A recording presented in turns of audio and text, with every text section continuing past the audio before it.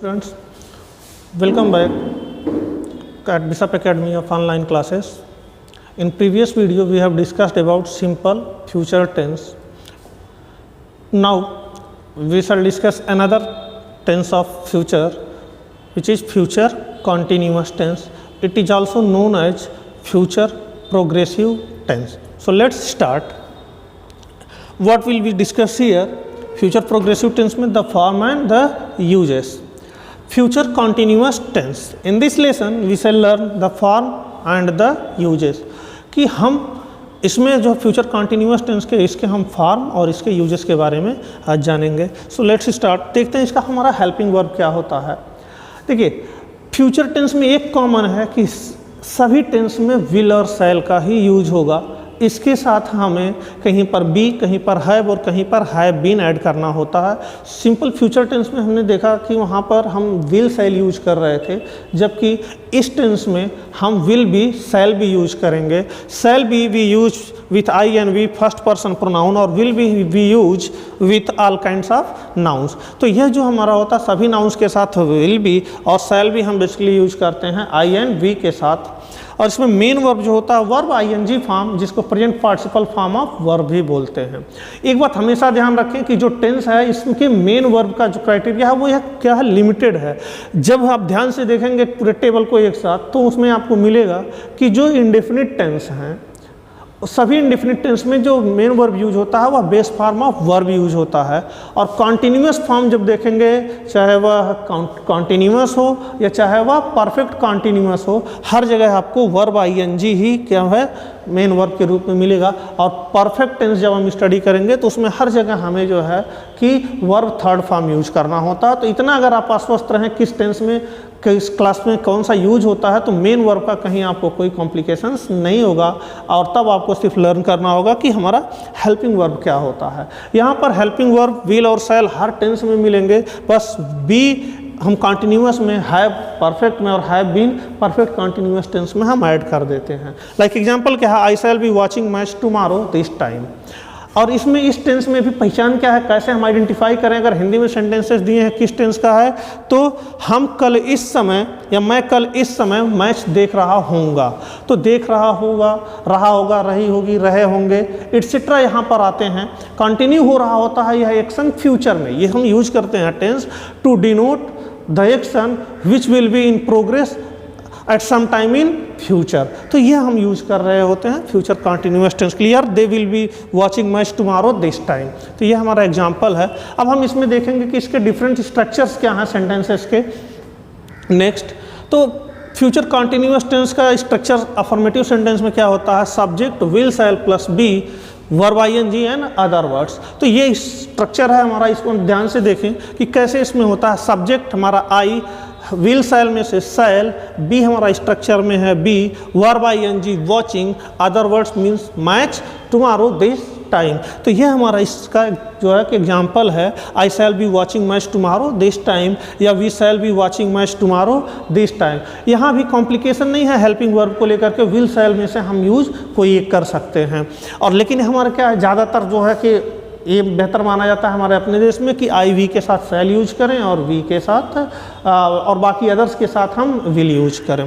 तो ये इसके जो है कि एग्जांपल्स हैं. You will be watching, he will be watching, she will be watching या दे विल बी वॉचिंग. यह जो है कि एग्जांपल्स हैं अफर्मेटिव सेंटेंस का. इसी में नेगेटिव सेंटेंस आता है. इसका कैसे चेंज करते हैं तो नेगेटिव सेंटेंस का स्ट्रक्चर जो है यहाँ नॉट. अब नॉट देखिए कहाँ पर हमने प्लेस किया है, विल शैल और बी के बीच में, यानी विल शैल और बी के बीच में हमारा नेगेटिव वर्ड नॉट प्लेस हुआ है.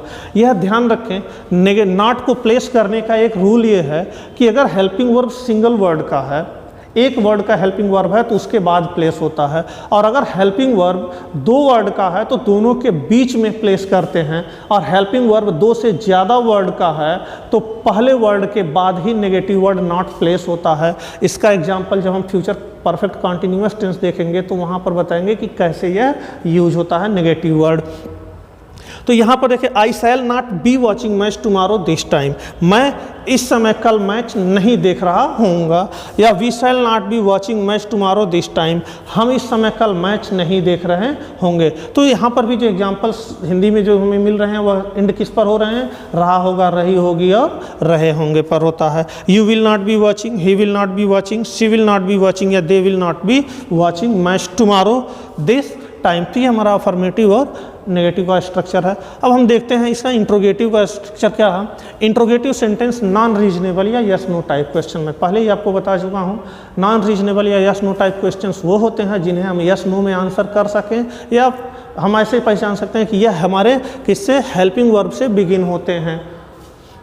तो यहाँ पर जो स्ट्रक्चर इसका होता है helping verb subject plus be plus verb ING and plus other words. तो ये हमारा क्या है, हेल्पिंग वर्ब है, यह हमारा मेन वर्ब है। तो यहाँ पे shall I be watching match tomorrow this time, क्या मैं इस समय कल मैच देख रहा हूँगा, या shall we be watching match tomorrow this time, क्या हम जो है कि कल इस समय मैच देख रहे होंगे। तो यहाँ पे शैल और विल से बिगिन हो रहा, और मोस्ट इंपॉर्टेंट है कि नोट ऑफ क्वेश्चन मार्क्स की ये हमें एंड में पुट करना ही रहता है। ये हमारा जो है स्ट्रक्चर है, एग्जांपल है इंट्रोगेटिव सेंटेंस अनरीजनेबल का।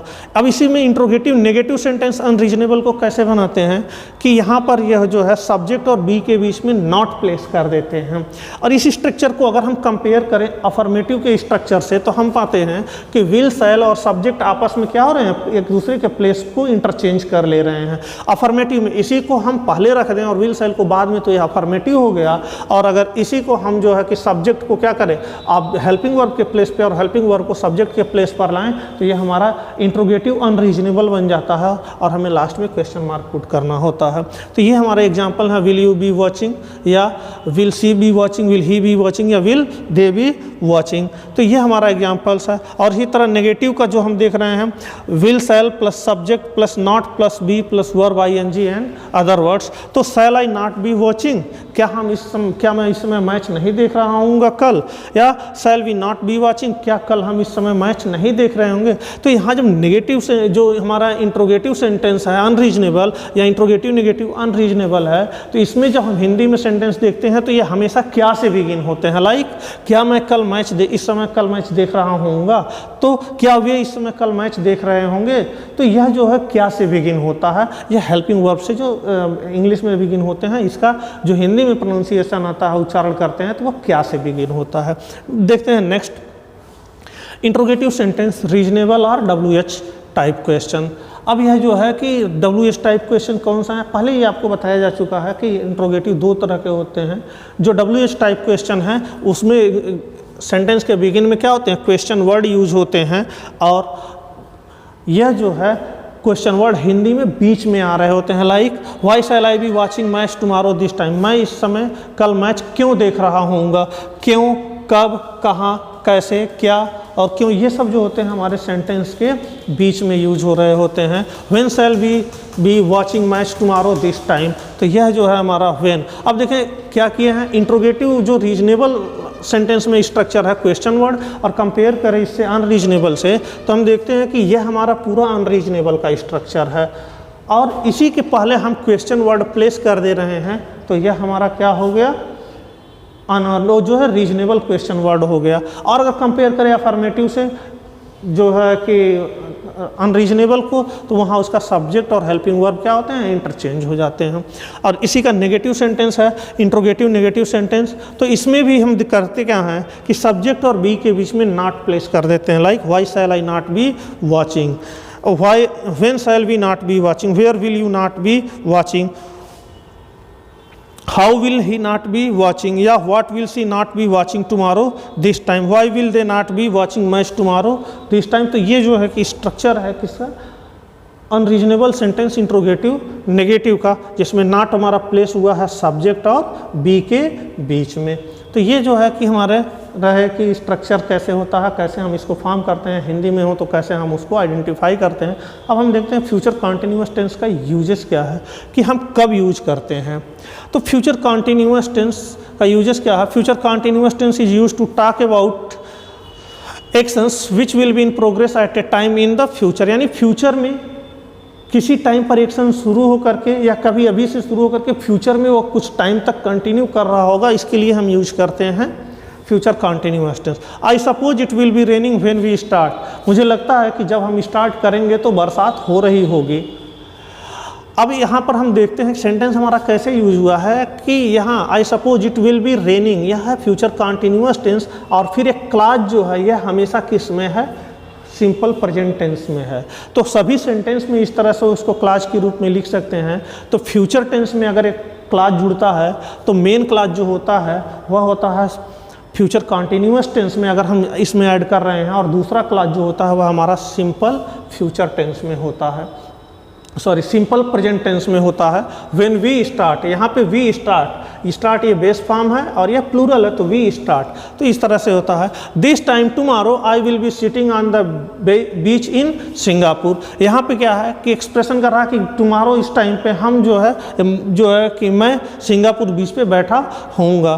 Can I see you at 5 o'clock। अब कोई पूछ रहा है कि क्या मैं आपसे 5 बजे मिल सकता हूँ, प्लीज़ डोंट कम देन, उस समय मत आइए। आई will be watching the tennis match on TV. अब कह रहा है कि उस टाइम हम टीवी पर टेनिस मैच देख रहे होंगे। तो यह फ्यूचर कोर्स ऑफ एक्शन जो होता है उसको बताने के लिए होता है कि फ्यूचर में कोई एक्शन कब कंटिन्यू हो रहा होगा। We also use this tense to talk about action in the future which are already planned और which are expected to happen in the normal course of things. Means हम अगर कुछ प्लानिंग कर लिए हैं फ्यूचर में कभी कुछ एक्शन कंप्लीट करने के लिए, परफॉर्म करने के लिए, तो उसके लिए भी हम यूज करते हैं future continuous tense. Like I will be staying here till Sunday, मैं संडे तक यहाँ रुक रहा होऊंगा। He will be meeting us next week, वह हमसे नेक्स्ट वीक में मिल रहा होगा। And the postman will be coming soon, या पोस्टमैन जल्दी ही आता होगा। जब हम प्रोबेबिलिटी शो करते हैं, जब हम पॉसिबिलिटी शो करते हैं, एक्सप्रेस करते हैं, तो उस केस में फ्यूचर कंटिन्यूअस टेंस भी यूज हो रहा होता है। तो यह है फ्यूचर कंटिन्यूअस टेंस का यूजेस। इससे रिलेटेड एक्सरसाइज आपको गूगल क्लासरूम के थ्रू असाइनमेंट, आपको एग्जामिनेशन पॉइंट ऑफ व्यू के क्वेश्चंस जो हैं वह गूगल क्लासरूम के थ्रू आपको जो है कि सेंड कर दिया जाएगा। Thank you for watching, that's all.